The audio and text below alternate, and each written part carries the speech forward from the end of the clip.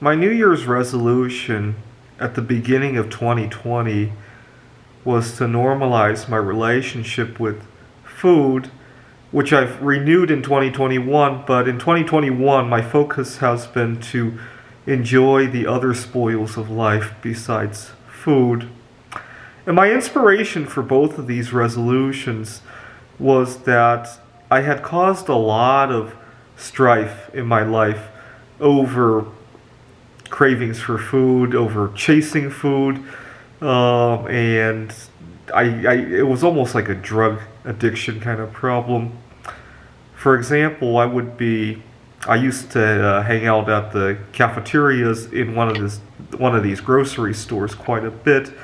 I'd go to the cafeteria and I heat up something in the microwave. And I live in a big city, or I did at the time.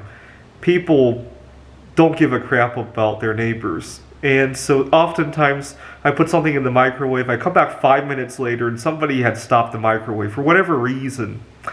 And it would make me very uncomfortable. My mouth would be watering in anticipation, and sometimes I'd almost get in a fight with whoever was around. Might not even be the person who stopped the microwave.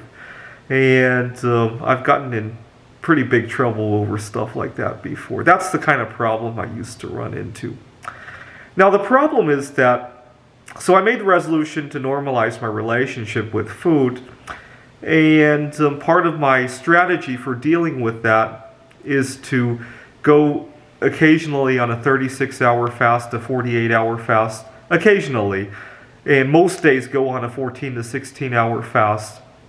Now the problem is that obviously, well, not this year, but at the beginning of 2020, I still had to show up to the office.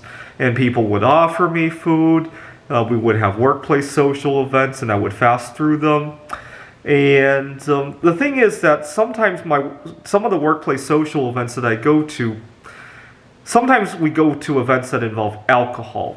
And some of my coworkers would comment, or maybe their family members would comment that they're a recovering alcoholic, that's too much temptation for them, and they get a free pass to avoid whatever the event was, right? I don't have any coworkers who are recovering from smoking, not at the place I'm working at, but in the past I have.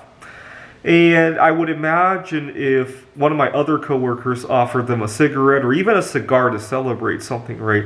And they said that, I'm a recovering smoker, this is probably not a good idea. I would imagine it's maybe not as easy to pass as the alcohol, but it's discussable, right?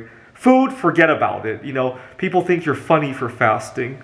I didn't care because I realized that I was causing much more strife by continuing to go down the path that I was at 2 years ago. So I kind of put up with the idea that people laugh at me. But I feel for those who don't have the strength to put up with the humiliation, right? It goes to show that until something happens in our society, a societal shift of some sort, if you have a food addiction, you're kind of on your own, right?